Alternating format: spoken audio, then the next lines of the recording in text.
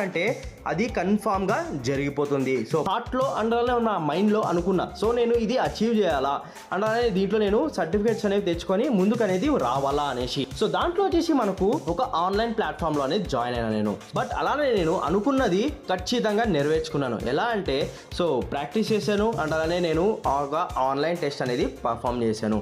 So అందులో నాకు 72% అనేది వచ్చింది. సో అది ఎలా అంటే జస్ట్ కాపీ చేశాను అని చాలామంది అనుకుంటారు, బట్ అది కాపీ అయితే కాదు. సో మీకు వీడియో కాల్ రికార్డింగ్ ఉంటుంది అండ్ అలానే ఆడియో రికార్డింగ్ కూడా ఉంటుంది, సెక్యూరిటీ అయితే దాంట్లో ఉంటుంది. సో అలా నేను దాన్ని పర్ఫామ్ అనేది చేశాను. సో అలా నాకు చాలా బెనిఫిట్ అనే అనిపించింది. సో అలా మీరు అనుకుంటే తప్పకుండా చేస్తారు. సో అదొక్కటి మీరు అనుకున్నారంటే అది కన్ఫామ్గా జరిగిపోతుంది. సో పక్కన వాళ్ళు అంటున్నారు, మీ ఫ్రెండ్స్ అండ్ రిలేటివ్స్ అంటున్నారు అనేది పక్కన పెట్టేసి మీరు ఏమనుకుంటున్నారో ఫస్ట్ మీ హార్ట్లో అండ్ అలానే మీ మైండ్లో అనేది అనుకున్నారంటే అది ఖచ్చితంగా జరుగుతుంది.